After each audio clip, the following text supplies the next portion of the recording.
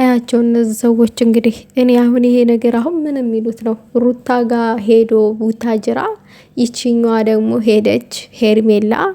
ምን አይነት ፕራንክ ነው የሚሰሩት? እኔ ይውልኝ እንግዲህ ይውልኝ። አብርሽ እኮ ሁለት ልብ እኮ ነው ያለው፣ አንድ ልብ አይደለም። አንዱ ልብ ለሩታ፣ አንዱ ልብ ለሄርሜላ ነው። ሄርሜላ መታ ስትለውም ዝም ይላል። አረ ተይ፣ አሁን እኮ ሚስቴ ልትወልድ ትንሽ ቀርቷታል ምናምን እኮ ይባላል አብርሽ። እኔ አብርሽ በነገራችን ላይ የዋህ ነው። የዋህነቱ ደግሞ እየጎዳው ነው ያለው እኔ እንደሚመስለኝ።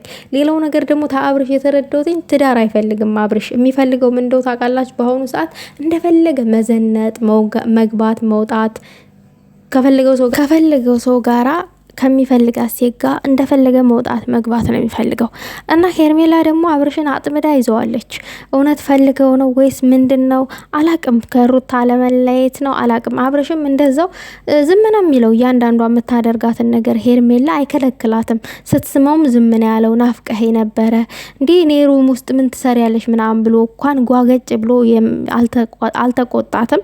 ዝም ነው ያላት። ያው በስነ ስርዓት ነው ያናገራት ምናምን ውጪ ምናምን ነገር። እሷ ደግሞ በጣም እያሽኮረመመችው ነው ምናምን ነገር ግን ይሄ ሁሉ ለምን አስፈለገ? ማለት አሁን ሩታ ቤተሰቦቿ ጋር ነው ያለችው። ልትወልድ ቀርበዋል። መውለጃ ሰዓት ደርሷል። አብርሽ ደግሞ ምንድነው ያላት ለሩታ? የሚያስፈልግሽን ነገር አቃብልሻለሁ፣ ከጎንሽ ነኝ አላት። አብርሽ ለሩታ የሚያስደስታት ምን እንደው ታውቃለህ? ሴት ልጅ ለሩታ ብቻ አይደለም፣ ለኛ ለሴቶች፣ ለአጠቃላይ ለሴቶች የሚያስደስተን ነገር ስጦታ ምናምን ነገር ሳይሆን ወንድ ልጅ የሚያስጠላን ለኛ ለሚጎዳንን ነገር ማድረግ ሲያቆም ነው የሚያስደስተን እንጂ አሁን አንተ እያደረግክ ያለው ነገር ደግሞ ምንድነው? አንተ እያደረግከው አይደለም፣ ግን ሰው ያቺ ሄርሜላ መታ ስታደርግ አልከለከልከም፣ እየከለከልከ አይደለም። ስትስማ አሁን ዝም ነው ያልከው። ይሄ ነገር ደግሞ ለሩታ ይጎዳታል። ሴት ልጅ ናት፣ ትቀናለች። ልጅህን ነው በሆዷ ይዛ ያለችው፣ አሁን ልትወልድ ነው።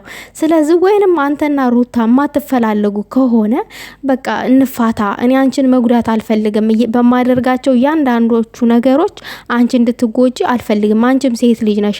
እኔ ደግሞ አሁን ሄርሜላን እፈልጋታለሁ ብለህ እርግጠኛውን ነገር ነግረህ በርቀት ሆነ ልጅህን እያሳደግህ ለልጅ ማሳደጊያ እያደረግ በቃ የምትፈልገውን ህይወት ኑር።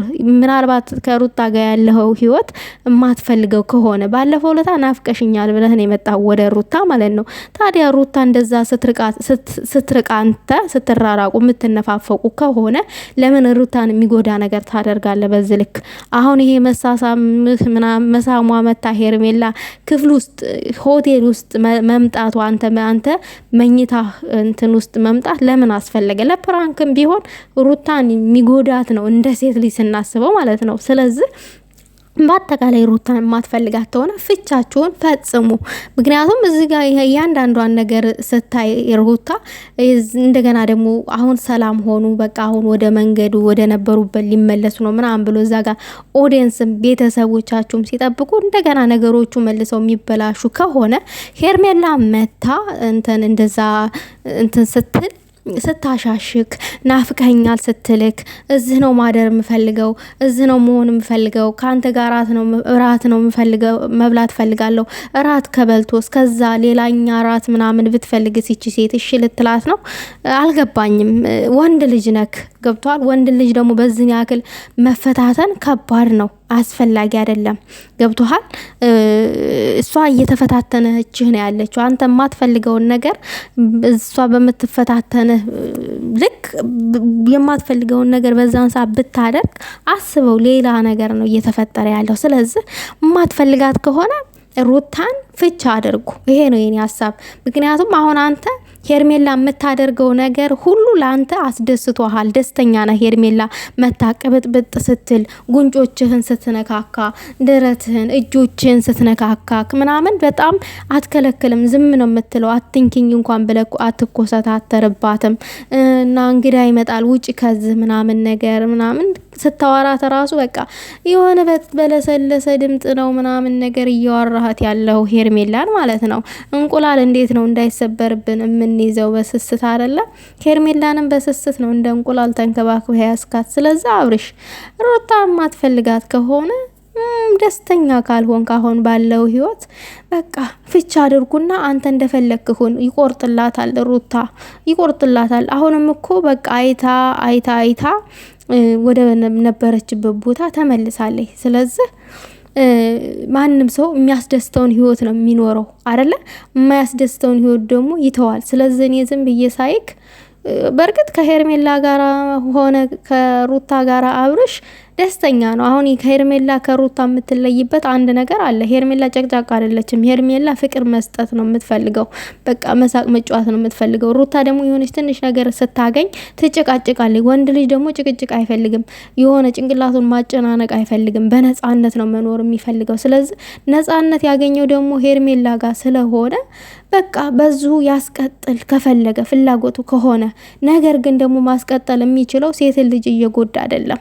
ሩም ውስጥ ከሴት ጋራ እንደዚህ እየተሻሹ ራት አብሬ ልበላ ፈልጋለሁ፣ አብሬ ልቆይ ፈልጋለሁ። ከዛ ደግሞ ምን ሆነህ ነው ብሎ ዳበስበስ አድርጎ ጉንጭን እያሉ እየሳሙ ይሄ ሁሉ ጉድ ሩታ ታያለች። ሩታን እየሰባበሩ ሳይሆን ነገ የሚወለደው ልጃችሁ ምንድነው የሚያየው? አሁን አብርሽ ነገ የሚወለደው ልጃችሁ ምን አይነት ተግባር ነው የሚያየው? ይሄ አንተ ከሌላ ሴት ጋር የምትሳሳመውን ከሌላ ሴት ጋር የምትተሻሸውን አይቶ አባቴ እንደዚህ ነው ምናምን ብሎ ምን ያክል እንደሚሰበር ምን ያክል ለእናቱ እንደሚያዳላ ይሄ ድራማ ነው ቢባል ራሱ አያምንም። ገብቶሃል? ልጅ ነው፣ ምንም የሚያቅ ነገር የለም። ግን ለልጃችሁንም የሚጎዳ ነገር ማድረግ የለባችሁም። ከቻላችሁ ታረቁ፣ በፍቅር ኑሩ። ካልቻላችሁ ደግሞ እስከ መጨረሻው ተለያዩ። ምክንያቱም እዚህ ጋር ሴትን ልጅ እየጎዱ ነገ የምትወልዱትን ልጅ ደግሞ ምን ያክል በምን አይነት ስነ ምግባር ነው ማሳደግ ያለባችሁ? ምን አይነት ስነ ምግባር ነው ተከትሎ ማደግ ያለበት ይሄ ልጅ እንዴት ነው የሚለውን ራሱ ከዛሬው ነው እንጂ ቅልጥፍጥፍ አድርጋችሁ እንትን መጀመሪያ ያለባችሁ እንደ አዲስ እየተጨመላለቁ እንደገና ደግሞ ሌላ ሴት ስጋ ምናምን ይደብራል ይምር። ለማንኛውም ግን ህይወቱ የናንተ ነው፣ አስቡበት። እኛ ራሳችሁ ናችሁ የምታውቁት ከኛ በላይ ማለት ነው ለራሳችሁ።